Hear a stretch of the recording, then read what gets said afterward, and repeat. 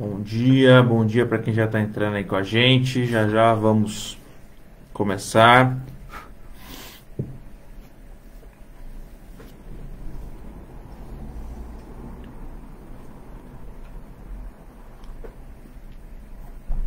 Dando sequência no nosso estudo bíblico, na jornada que a gente tem percorrido juntos a respeito de algumas doutrinas da igreja. Amém?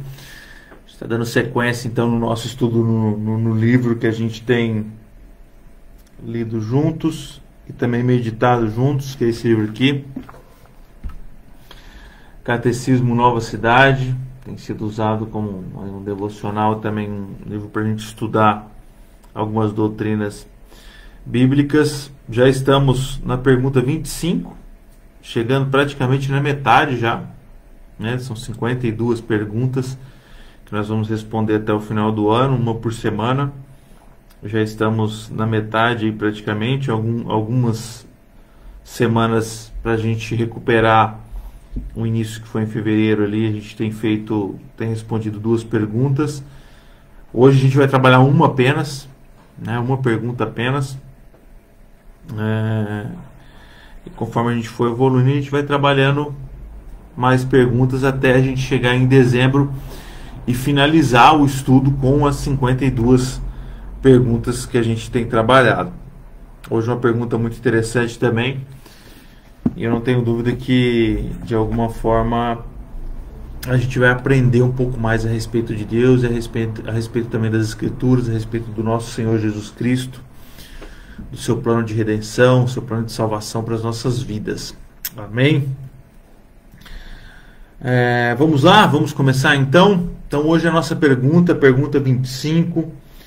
A pergunta que a gente vai responder é esta: a morte de Cristo significa que todos os pecados podem ser perdoados?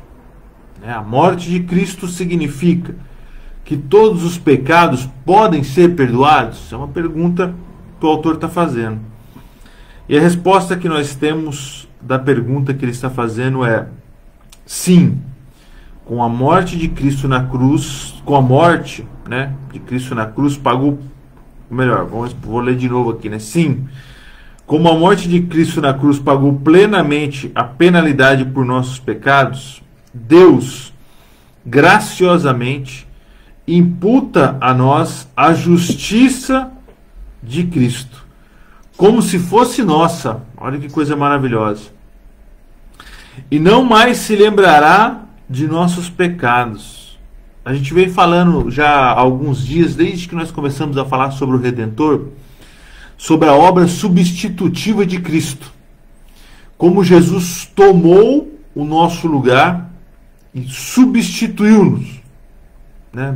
Se colocou no nosso lugar como sacrifício pelo nosso pecado, como ele se colocou como, vamos dizer assim, pecador no nosso lugar, e sobre si carregou as nossas punições, carregou sobre si as nossas dores, as nossas transgressões, e pagou o preço por isso.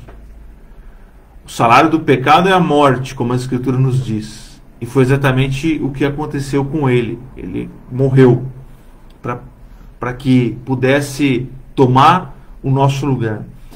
Mas agora, na resposta que a gente tem também, além daquilo que a gente já vem trabalhando sobre a obra substitutiva de Deus em relação ao pecado, né? Olha que coisa maravilhosa que o autor vai respondendo aqui, né? Que graciosamente, né, Deus imputa a nós, ou seja, coloca em nós, vamos dizer assim, como se fosse uma marca, como se estivesse colando uma marca em nós, um selo, né? Imputa a nós a justiça de Cristo. Aquilo que Cristo cumpriu perfeitamente, que foi a lei, agora é como se fosse nossa, pela graça, pelo favor de Deus, pelo favor de nosso Senhor Jesus Cristo.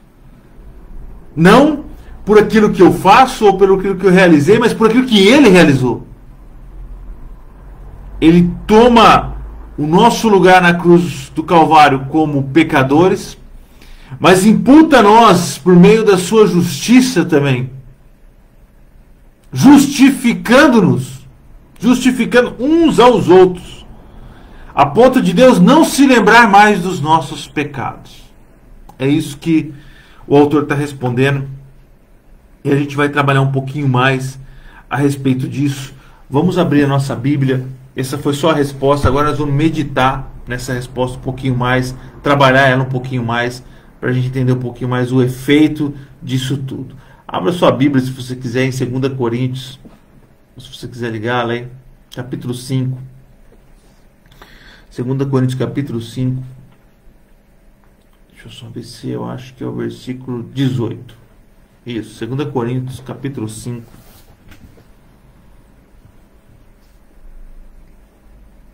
Nós queremos chegar no 21, então do 18 ao 21. Diz assim a palavra de Deus. Ora, presta atenção, tudo provém de Deus, que nos reconciliou consigo mesmo por meio de Cristo e nos deu o ministério da reconciliação. A saber, que Deus estava em Cristo, reconciliando consigo o mundo, não imputando aos homens as suas transgressões, e nos confiou a palavra da reconciliação, de sorte que somos embaixadores em nome de Cristo, como se Deus exortasse por nosso intermédio. Em nome de Cristo, pois, rogamos que vos reconcilieis com Deus. Aquele que não conheceu o pecado, Ele o fez pecado por nós, para que nele fôssemos feitos justiça de Deus. Vamos orar para a gente continuar? Pai, nós te agradecemos por essa manhã, nós te louvamos e te exaltamos por tudo aquilo que o Senhor tem realizado em nosso meio, pelo cuidado que o Senhor tem tido com as nossas vidas, pelo zelo que o Senhor tem tido conosco, pelo zelo que o Senhor tem com a Tua Palavra. Nós te louvamos e te exaltamos pela Tua Palavra, Senhor, porque ela tem sido luz para o nosso caminho, luz para a nossa caminhada, tem nos direcionado, tem nos ensinado a respeito de quem Tu és, ensinado a respeito do Teu plano de salvação, com clareza e retidão, Pai. E nos mostrado tão grande amor que o Senhor manifestou naquela cruz do Calvário pelas nossas vidas, e por isso nós te louvamos, te exaltamos, glorificamos o Teu nome e reconhecemos que não há outro além de Ti. Perdoa os nossos pecados e nesta manhã faz, Senhor, a Tua vontade, realiza em nosso meio daquilo que é do agrado do Teu coração. É o que nós te pedimos, crendo que Tu és poderoso para fazer, em nome de Jesus. Amém e amém. Veja que texto maravilhoso que nós lemos hoje aqui de manhã. Ora, tudo provém de Deus. Não há margem aqui para nós pensarmos que algo possa ter vindo de nós mesmos. Tudo. Ele está falando tudo em relação ao ministério da reconciliação, desse plano de Deus para reconciliar a sua criatura com o seu Criador. Tudo provém dele. Ele é quem nos sustenta. Ele é quem nos atrai. Ele é quem nos vivifica. Ele é quem gera em nosso coração o desejo por Ele.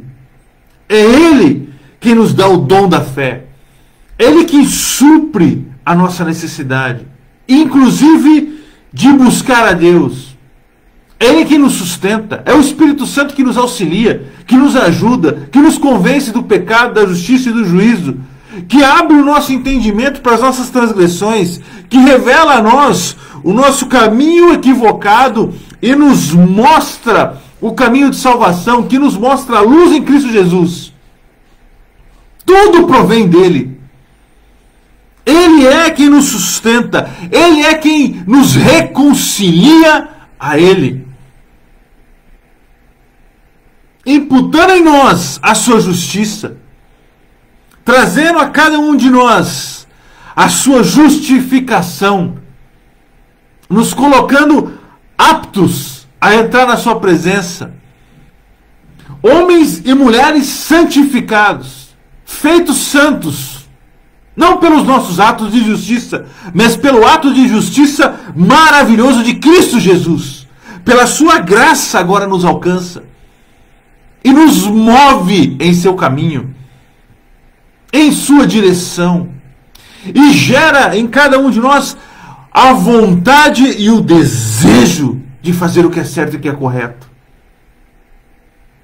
nos demonstrando por meio da tua palavra a sua vontade, nos revelando por meio da sua escritura, que é a sua palavra revelada, o seu desejo para as nossas vidas.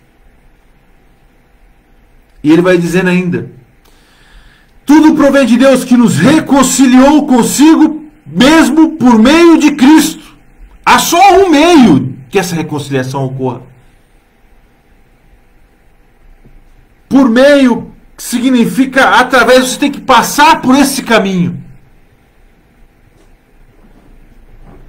Não há outro desvio, não há outro caminho, não há outra pessoa, não há outra fé, religião, não há a quem correr. É por isso que Pedro, por meio de revelação de Cristo, diz: só tu tens a palavra de vida eterna. Então a quem irei? A quem iremos?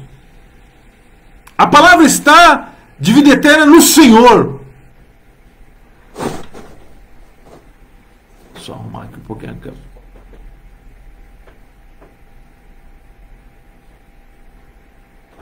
O único caminho é Jesus Cristo. A Deus coube colocar em Cristo esse ministério da reconciliação. Ele vai dizendo que Ele nos deu esse ministério da reconciliação. Revelou-nos a nós, homens e mulheres, para sabermos, olha o versículo 16, que Deus estava em Cristo reconciliando consigo o mundo.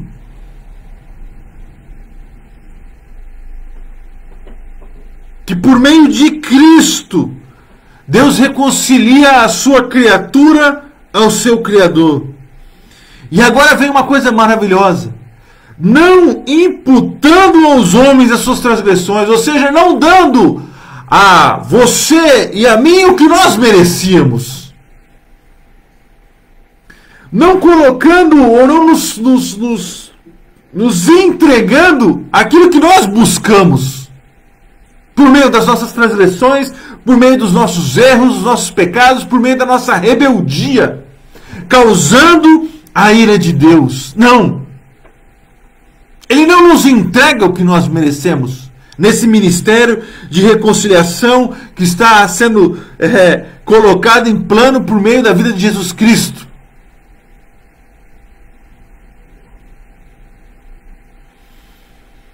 E mais do que isso, olha o que o apóstolo Paulo vai escrever. E nos confiou a palavra da reconciliação. Que ele está dizendo que não só ele não nos dá aquilo que nós merecíamos, mas imputa em nós a justiça de Deus como se fosse nossa, a justiça de Cristo como se fosse nossa, nos santificando, justificando, regenerando por meio do novo nascimento. Mas após isso, ainda nos capacita como homens e mulheres, a ponto de recebermos a palavra de reconciliação e praticarmos ela como estamos fazendo agora nesta manhã, anunciando como embaixadores em nome de Cristo o ministério da reconciliação que por meio de Cristo foi estabelecido. Como homens e mulheres que não só apenas são justificados como se fosse pouco, que são santificados como se fosse suficiente. Não, ainda nos capacitando e nos delegando como homens e mulheres, embaixadores em nome de Cristo, para proclamar esse ministério maravilhoso da reconciliação, essa obra tremenda e linda de redenção à humanidade.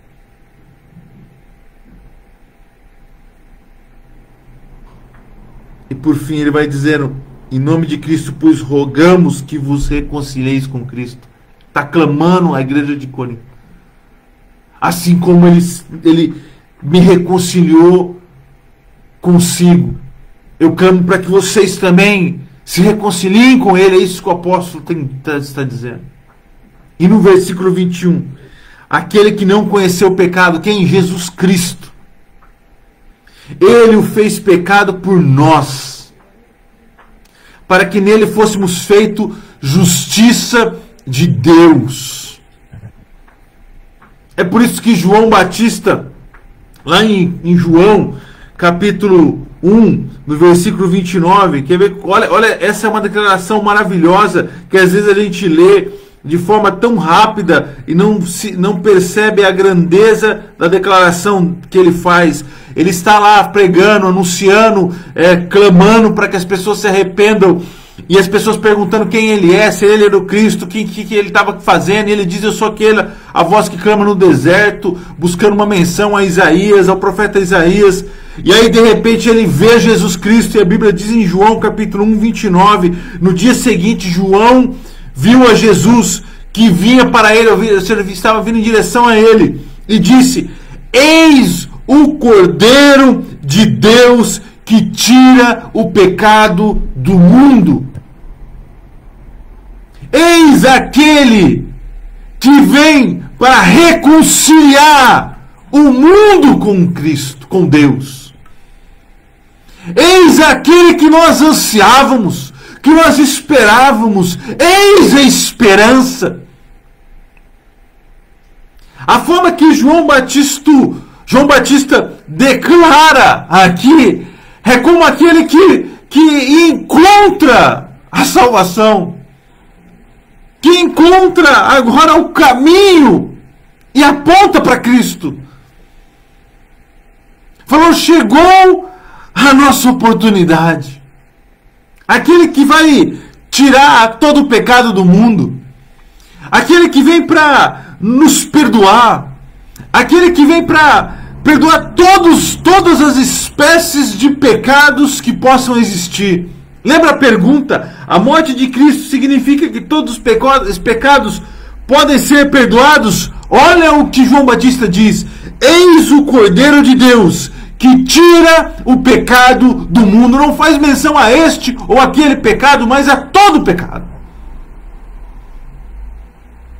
Cristo é aquele capaz de perdoar toda transgressão, toda e qualquer espécie de iniquidade que possamos cometer.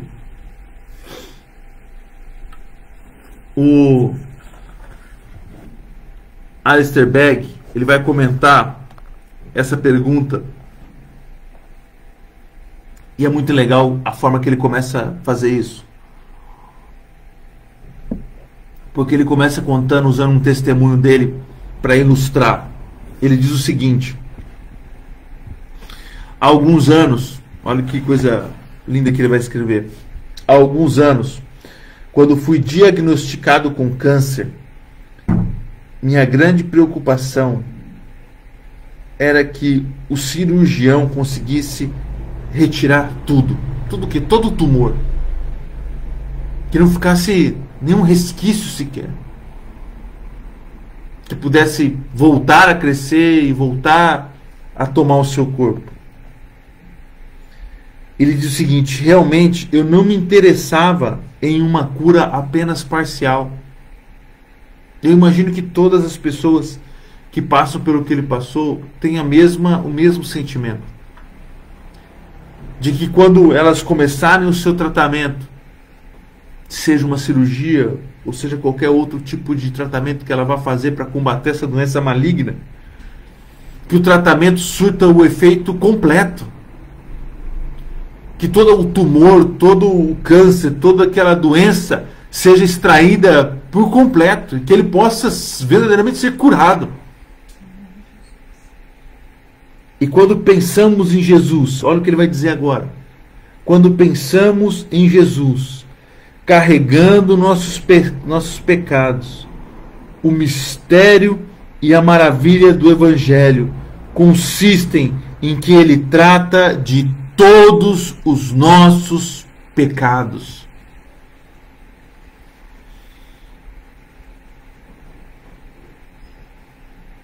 A obra de Jesus Cristo na cruz do Calvário, ela é completa. É por isso que ele clama, está consumado. Todo o preço foi pago para todo pecado e toda transgressão. Por isso que é graciosa a justiça de Cristo. Porque ela não é incompleta ou parcial.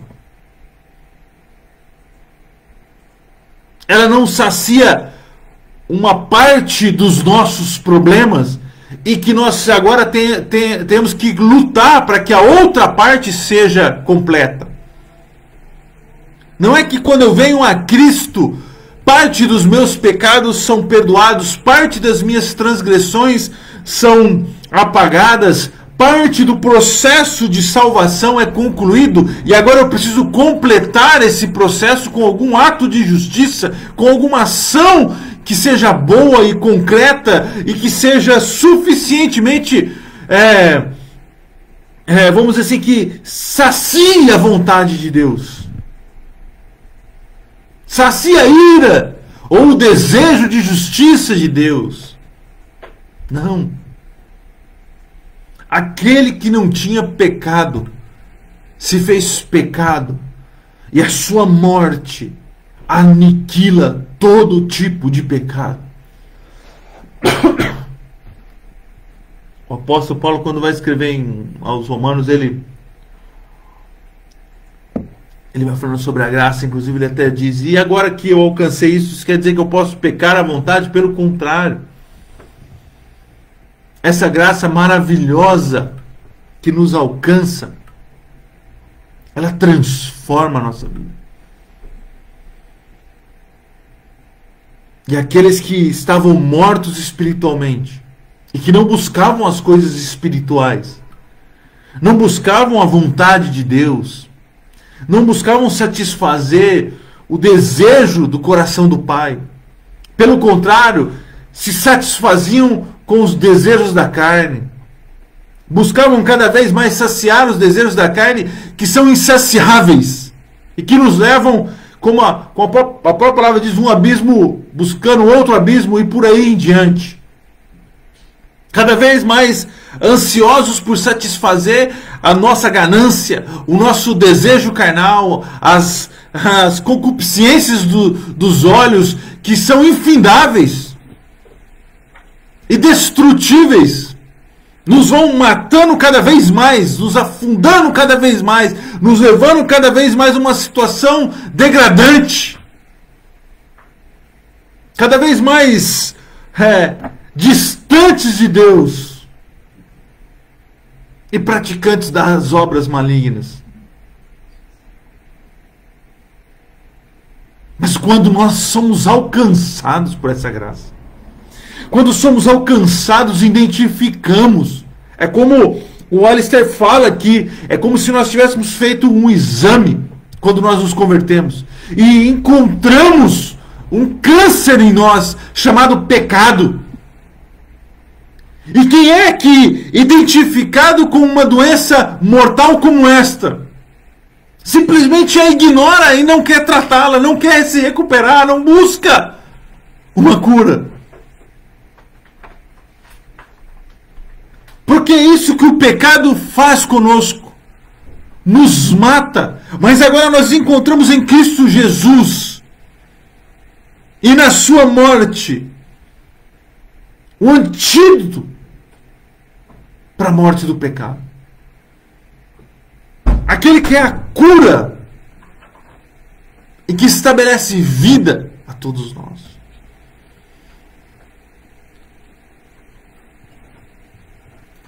Olha, você vai dizer ainda, o que era absolutamente perfeito morreu no lugar dos pecadores, identificando-se conosco em nossa culpa.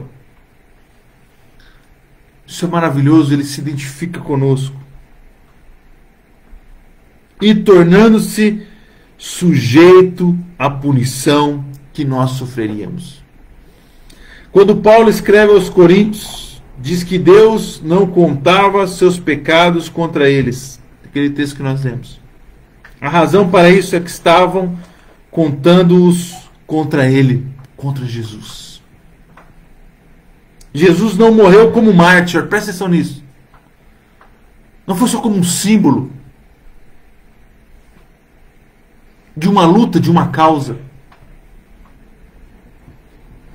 Mas ele morreu como nosso substituto. Morreu em nosso lugar. Esse é o tamanho da profundidade do pecado. Custou a vida de Cristo. Não é algo pequeno, simples, banal. É algo que custou a vida de Cristo. E o convite do Evangelho é dado a todos. Mas a segurança do perdão. Olha isso agora que ele vai dizer. O convite pelo arrependimento é como João Batista fazia, dado a todos. Arrependam-se dos vossos pecados. Eis aí o Cordeiro que tira o pecado do mundo. Ele está aí, está conosco, está diante de nós. A sua palavra, o seu ministério de reconciliação é pregado, é anunciado, o Evangelho é anunciado. Arrependam-se, reconheçam. O convite do Evangelho é dado a todos. Mas a segurança do perdão, é dada apenas para os que estão em Cristo, cujos pecados foram contados para Ele. Glória a Deus por isso. O Evangelho é anunciado a todos, mas só os que o recebem têm a segurança do perdão dos seus pecados e a certeza da vida eterna, sabendo que os seus pecados não são mais contados a si mesmo, mas são imputados a Cristo, e a justiça de Cristo é imputada a eles. Há uma substituição. Aos que recebem o perdão, aos que recebem o Evangelho, estão seguros desse perdão em Cristo Jesus, que os seus pecados são lançados em Cristo, e a justiça e a graça que está em Cristo é lançada sobre nós. Nós tomamos o lugar dele como ele toma o nosso lugar. Não há coisa mais maravilhosa do que isso. Não há coisa mais linda que você possa encontrar no mundo do que isso.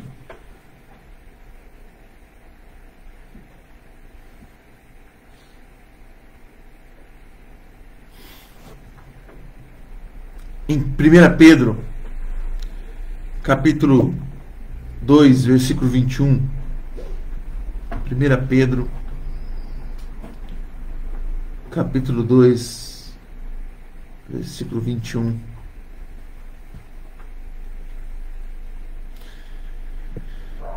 O apóstolo vai escrever: porquanto para isto mesmo fostes chamados, pois também Cristo sofreu em vosso lugar, deixando-vos exemplo para seguirdes os seus passos. Olha o que ele vai dizer no versículo 22 agora. O qual não cometeu pecado, nem dolo algum se achou em sua boca. Pois ele, quando ultrajado, ou seja, quando ele foi humilhado, quando ele foi desafiado, quando ele foi questionado, quando ele foi perseguido, quando ele sofreu tudo o que sofreu, não revidava com ultraje, Nem mesmo quando ele poderia ter razão. Nem mesmo quando pisaram no seu pé, ele revidou pisando no pé do outro. Quando maltratado, não fazia ameaças, mas entregava-se àquele que julga retamente, carregando ele mesmo em seu corpo sobre o madeiro os nossos pecados. Cristo foi para o madeiro para saciar o desejo de Deus de justiça por conta dos nossos pecados. Isso precisa ficar muito claro na cabeça do cristão. Por conta dos nossos pecados. Para que nós, preste atenção agora, para que nós, mortos para os pecados, vivamos para a justiça. É Ele substituindo a nossa situação, tomando o nosso lugar de morte, nos dando vida por meio da sua justiça. Por suas chagas, Pedro está escrevendo, fostes sarados. Olha aqui a construção da ideia que ele está falando. As chagas, pelas suas feridas, pelo aquilo que, a forma que ele foi ferido, do jeito que ele era ferido, enquanto ele era ferido, nós éramos curados. A contraposição que acontece. Enquanto ele morre, nós vivemos. Enquanto ele é ferido, nós somos curados. Enquanto ele é machucado, nós somos sarados. Onde nós caímos, ele se levanta. Onde nós pecamos, ele não peca. Onde nós desobedecemos a lei, ele obedece.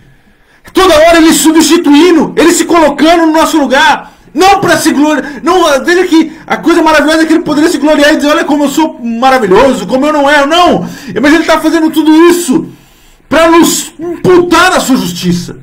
Aonde vocês falham, onde vocês perderam, eu venci. Então se unam a mim. Em mim vocês encontram justificação. Em mim vocês encontram a saída. Em mim vocês encontram justiça. Em mim vocês encontram perdão.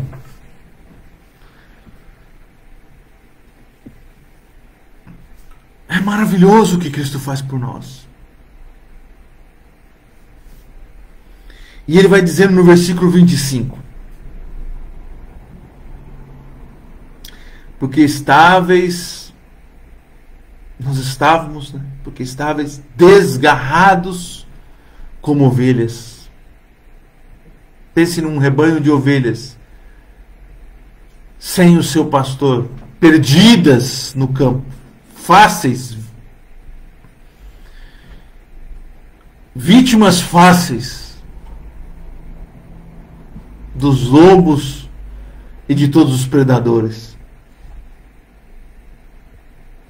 Agora, porém, vos convertestes ao pastor e bispo da vossa alma, que é o nosso Senhor Jesus Cristo, meus irmãos. Ele não só paga o preço, nos justificando, mas nos une a Ele, como ovelhas que estavam desgarradas, e que ouvem agora a voz do seu pastor. Reconhecem a voz que os chama. E João diz que não há quem tire essas ovelhas de suas mãos, porque eles a protegem e as guardam.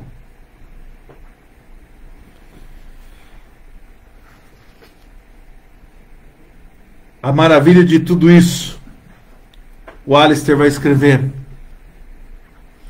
é que nossa desobediência está completamente coberta pela obediência do nosso Senhor Jesus. Todos os nossos pecados foram contemplados para sempre.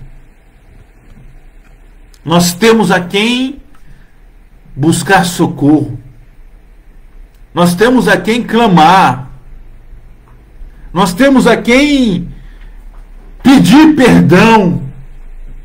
Alguém que possa nos perdoar. Porque venceu o pecado. Alguém que possa imputar justiça. Porque foi justo. Alguém que pode nos salvar porque foi feito Salvador por nós. Redentor por nós. Lá em... Abra comigo.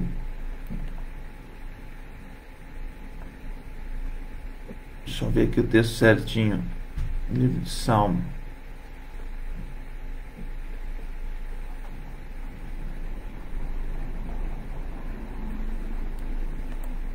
Na verdade, não. Romanos capítulo 8, versículo 1.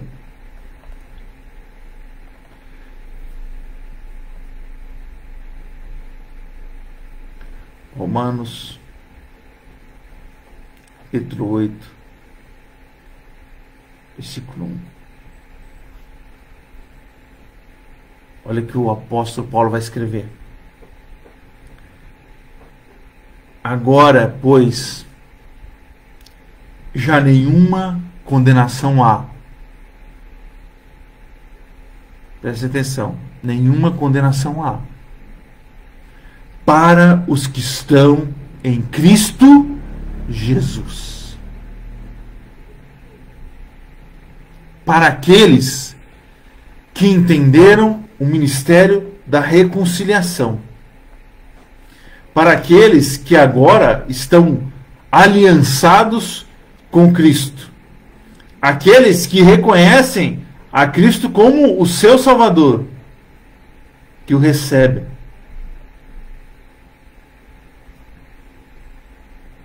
Que o receberam. Que eram ovelhas desgarradas e agora fazem parte do aprisco do nosso Senhor Jesus Cristo. E agora sim, como diz Davi no Salmo 32, bem-aventurado aquele cuja iniquidade é perdoada, cujo pecado é coberto.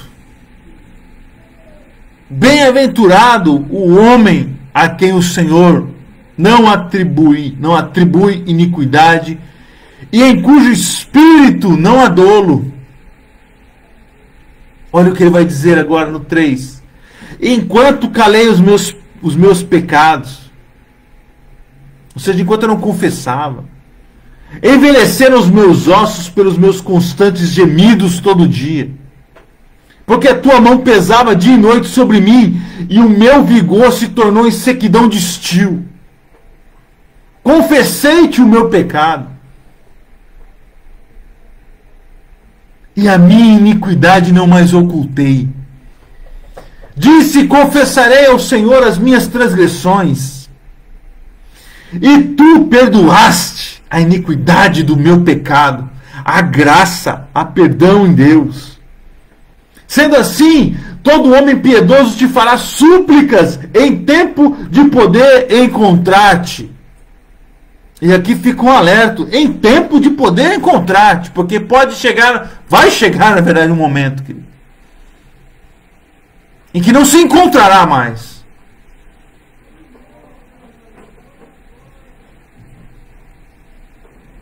Com efeito, quando transbordarem, muitas águas não atingirão.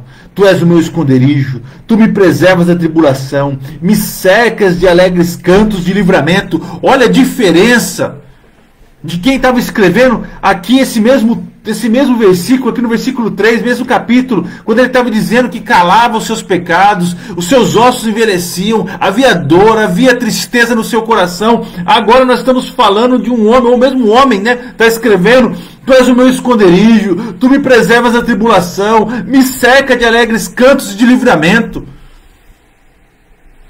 Instruir-te-ei e te ensinarei o caminho que deves seguir, e sob as minhas vistas te darei conselho. Não sejais como o cavalo ou a mula sem entendimento, os quais com freio e cabeça são dominados de outra sorte e não te obedecem.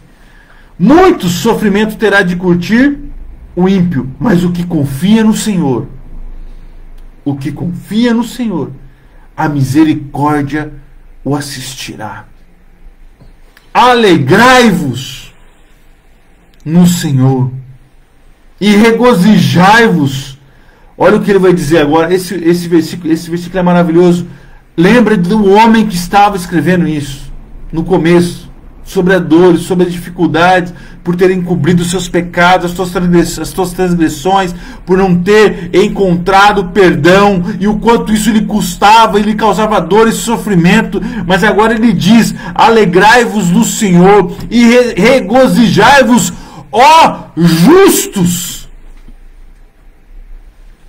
O homem iníquo, pecador, que encobria suas transgressões, os seus pecados, agora clama: justos, porque se alegram no Senhor, porque se regozijam naquele que é misericordioso em perdoar os pecados. E agora são feitos justos. Exultai, vós todos que sois retos de coração. A esses que encontram em Cristo Jesus o seu Redentor e Salvador, a estes que agora são feitos justos, retos de coração, para estes há regozijo e alegria no coração. Bem-aventurados são, porque encontraram salvação, porque encontraram misericórdia no Senhor e perdão. E para a gente fechar, o Richard Sibbes diz o seguinte: embora um pecado fosse bastante para trazer condenação, o dom gratuito da graça em Cristo é sobre muitas ofensas para a justificação. Um único pecado pode trazer condenação, mas o dom gratuito de Cristo é sobre muitas ofensas para a justificação. Temos uma base segura para isso, pois a justiça de Cristo é a justiça de Deus, e assim Deus a glorificará. Deus glorifica a justiça de Cristo, fazendo-a apta em nossas vidas, de modo que permaneça bem para aqueles que pela fé em Cristo Jesus aplicam-na contra seus pecados a cada dia, ou seja, aqueles que entendem esse ministério da reconciliação, que entendem a salvação, que entendem o que Cristo Jesus fez e aplicam sobre as suas vidas, como o salmista disse, que ele clamou pelo perdão dos seus pecados.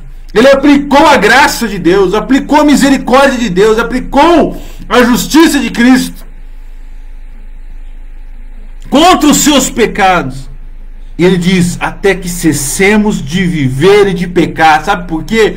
Porque até que venhamos a morrer, ou até que Cristo volte, nós, ainda que tenhamos sido justificados, santificados, que estejamos nesse processo de santificação, que tenhamos sido regenerados, que tenhamos nascido de novo, ainda somos falhos, ainda pecamos, ainda erramos.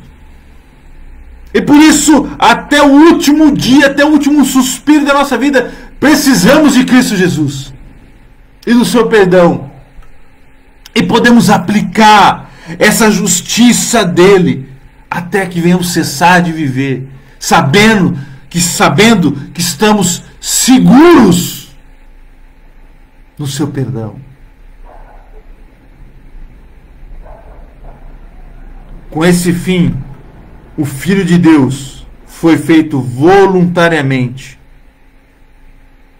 pecado para nos libertar. Se todos os nossos pecados colocados sobre Cristo não tiraram o amor de Deus em relação a Ele, presta atenção no que ele vai dizer agora, poderiam tirar o amor de Deus em relação a nós, quando pelo sangue de Cristo nossas almas são purificadas? Se quando todo o pecado da humanidade foi posto em Cristo, Ele ainda assim o amou, Será que agora que o sangue dele, que está sobre nós, que nos justifica, não será suficiente para que ele nos ame e nos perdoe? É uma pergunta honesta que ele faz.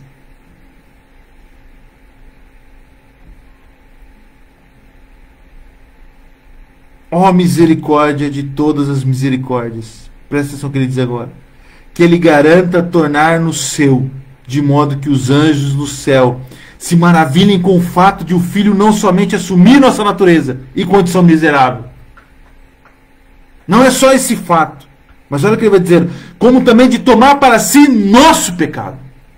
Ele não só se fez homem, mas tomou sobre si os pecados dos homens, e fez isso para que pudéssemos, por intermédio dele, ter a audácia de estar com Deus. E agora está no céu, nos representando, até voltar para nos levar para o lar com ele e nos apresentar ao Pai como seu para sempre. Glória a Deus por essa promessa que nós temos, de que ele está com o Pai, nos representando, inclusive enquanto homens e mulheres, pecadores que nós somos, e espera ansioso para o momento em que nos levará para definitivamente sermos como seus para a eternidade, junto com o Pai. Glória a Deus por essa promessa maravilhosa e por esse ato lindo e por esse ministério tremendo de reconciliação que ocorre por meio de Cristo Jesus. Amém e amém. Vamos orar? Pai, nós te louvamos e te exaltamos por tudo que o Senhor fez, pelo seu ato de justiça. Nós te louvamos e te adoramos por esse plano de reconciliação por meio de Cristo Jesus, que provém do Senhor, que glorifica a tua justiça. Nós te louvamos, Jesus Cristo, porque em nós é imputada a tua justiça. O Senhor tirou o nosso pecado e colocou em nós a sua justiça. Que ato maravilhoso, que graça! Não o que possamos fazer para compensar isso, a não ser nos rendermos em fé e confessarmos esse plano maravilhoso para as nossas vidas. Nós te louvamos e te exaltamos, porque se não for o Senhor, o que seria de nós? Hoje podemos clamar, como o salmista diz, que abriu seus lábios, clamou pelo perdão e alcançou justiça e misericórdia do Senhor. Essa mesma verdade que transborda em nosso coração e nos dá alegria e nos diz: ó justos, regozijem-se nos seus corações, porque a justiça em Cristo foi feita. E nós temos no Senhor a nossa redenção. Obrigado, Jesus. Obrigado pelo teu Espírito Santo, que nos convence, que nos auxilia, que nos orienta, que nos direciona, que nos leva à cruz todas as vezes, que nos faz lembrar do ato misericordioso da cruz do Calvário, que nos descansa, que nos faz descansar no perdão que há em Cristo Jesus. Obrigado porque um dia tua palavra penetrou os nossos ouvidos e nos vivificou, trocando o nosso coração de pedra por um coração de carne, porque a tua lei foi escrita no nosso coração e hoje nós nos alegramos em Cristo Jesus. Nós te louvamos por isso, em nome de Jesus. Amém e amém. Glória a Deus, queridos. Deus abençoe a vida de vocês. Tenham um ótimo domingo, aproveitem o domingo em família, aproveitem o domingo aí, curtam esse dia que o Senhor Deus nos deu para descanso, que você tenha uma ótima semana na presença de Deus, que Deus abençoe a tua semana, que seja repleta de tudo aquilo que o Senhor tem preparado para você, e nunca se esqueça disso, que nós não estamos sós, que Jesus Cristo é conosco todos os dias. Ele prometeu isso. E Ele não falha. A sua palavra não volta vazia, pelo contrário, Ele é fiel para cumpri-la. Então confie no Senhor, confie na redenção que há nele, confie no perdão que há nele, confie em tudo que Ele conquistou na cruz do Calvário, por mim e por você, para a honra e glória dEle, para que o nome dEle fosse glorificado e exaltado, e a justiça de Deus fosse glorificada por meio do seu ato de redenção. Em nome de Jesus, Deus abençoe vocês, fiquem com Deus. Até a próxima. Tchau, tchau.